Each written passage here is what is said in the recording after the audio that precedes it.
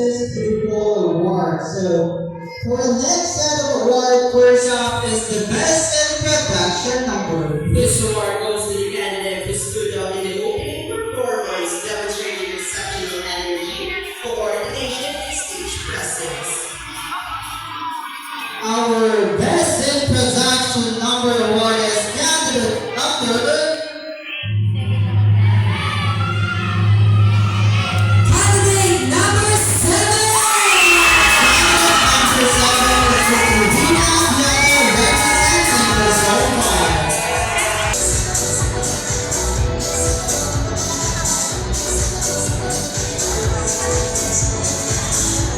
Next, we have the Best in Young Attire Award. This award honors the candidate who has captured the essence of our Filipino heritage through their creativity and uniquely productive costume. Our Best Indie Girl Guitar is candidate number. Candidate number 7! Miss Regina Piana, representing the Zone 5. To present the award for our Best in the Young Attire, may we call on stage Kagawan Erin Berbaldia.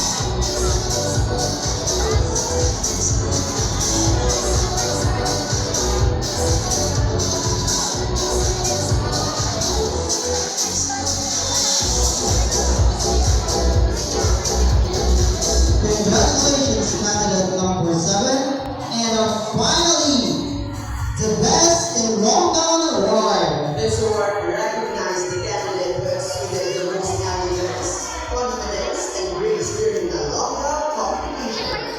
Our Best in Long Gown Award is no other than candidate number. Candidate number 7!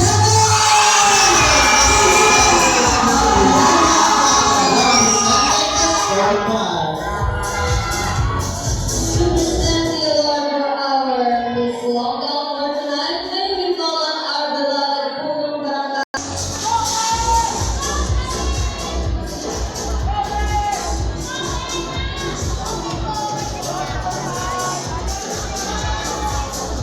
This will have the chance to showcase their wit, intelligence, and presence of mind. So this segment is crucial as it allows our candidates to express their thoughts on important issues. It's not just about what they say, but how they say it. Let's see how they handle the pressure.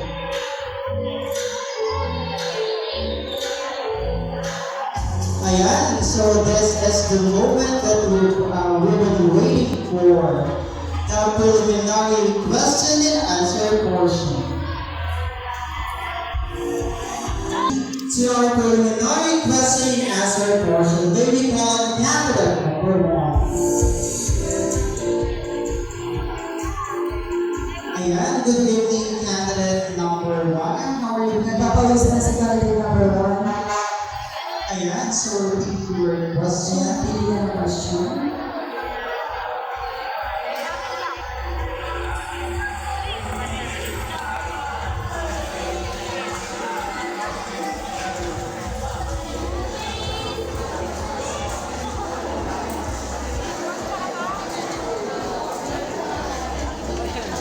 So, ang napiling question ng candidate number 1 ay, paano mo maipapaliwanag ang kahalagahan ng edukasyon sa pag-angat ng buhay ng isang individual at ng buong komunidad?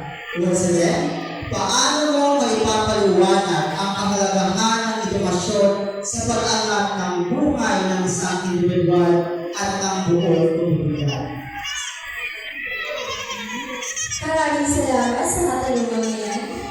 Well, paano ko nga ba maipapaliwanag ang kahalagahan ng edukasyon sa isang individual?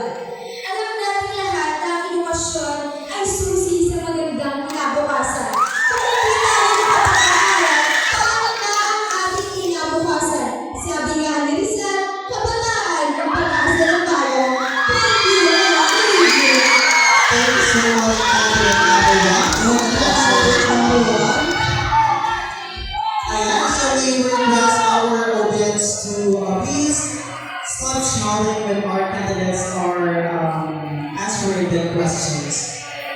So let's proceed with candidate number 2.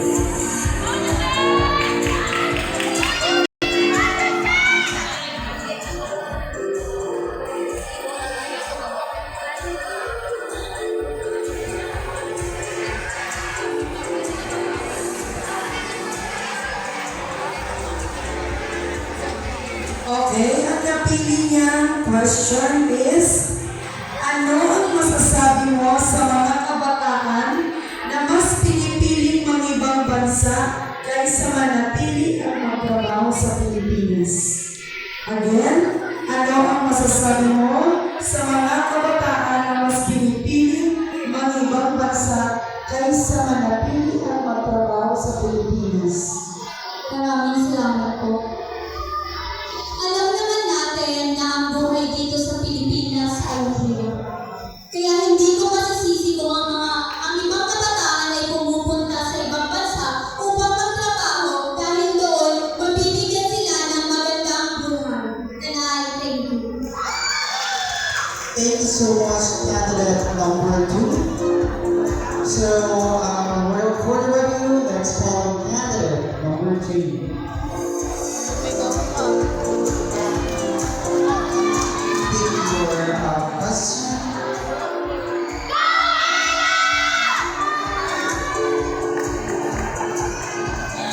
So, ang napili mong tanong ay, ano ang iyong pananaw sa lumalalang issue ng basura at polusyon sa ating bayan?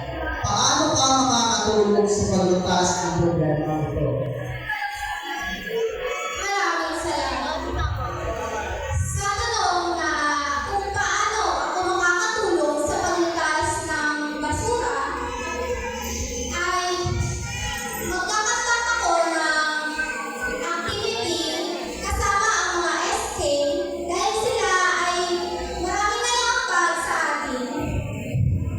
Salamat! Happy si Candidates sa Yes, so let's call candidate number 4. Yeah, happy for requesting candidate number 4. Ang napili niyang question ay, paano mo mai-impluwensyahan ang iyong kapwa upang maging mas aktibo sa mga isyong panlipunan tulad ng kahirapan at pagkakapantay-pantay? Maraming salamat sa katanungan na yan. Paano ko nga ba may impluwensyahan ang kapwa kong kabataan? Ang una kong gagawin ay katulong ang SK chairman. Nakikipag-usap ako na gumawa ng isang organisasyon na kung saan magtitipon ng lahat ng kabataan at pag-usapan ang mga bagay na mga napapalong issue ngayon upang malutas namin ng sama-sama. Thank you. Thank you, candidate number 4. Let's move on to candidate number 5. Kumusta ka, number 5? Yeah, so for your question,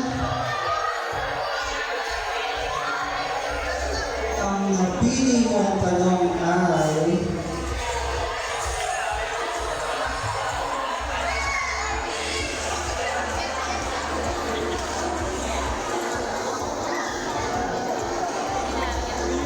sa iyong palagay, ano ang dapat gawin ng pamahalaan upang masugpo ang karahasan laban sa kababaihan at mga bata?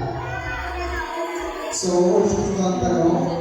Sa iyong palagay, ano ang dapat gawin ng pamahalaan upang masugpo ang karahasan laban sa kababaihan at mga bata? Maraming salamat sa inyong tanong. Sa tingin ko, ang babae ay dapat pinaprotektahan. Dahil ang babae, kahit ang ating mga magulang o ina, sila ang ilaw ng tahanan. At sa tingin ko, ang gagawa ng pamahalaan ay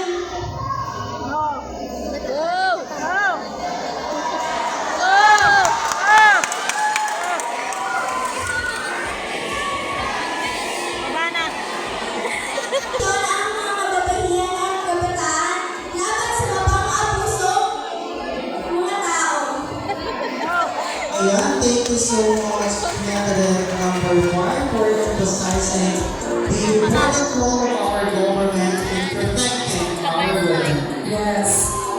Let's move on to candidate number 6. And you take your question, candidate number 6. Ang napiling question ni number 6. Ano ang iyong opinion sa usapin ng mental health at paano mo hinihikayat ang mga Natapat sa kabataan kanya na mental health. magpatuloy sa buhay sa kabila ng mga pagsubok? Thank you for that wonderful question. For me, mental health is really important. Depression is not a joke. Bilang kabataan, bilang isang estudyante, ang maipapayo ko lamang. Kung meron man kayong napapansin sa inyong mga kaibigan, kapamilya, huwag niyong baliwalain ang kanilang pakiramdam.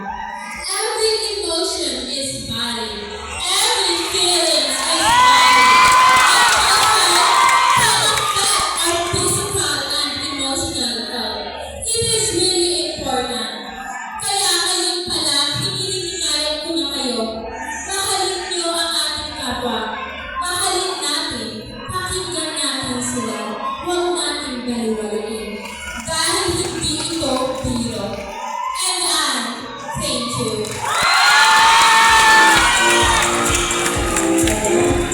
Candidate number 6 is nakakawal. Congratulations, candidate number 7. Okay, ang napili niyong question, ano ang iyong pananaw sa issue ng climate change at paano mo maipapakita ang iyong malasakit sa kapaligiran? Thank you for the question.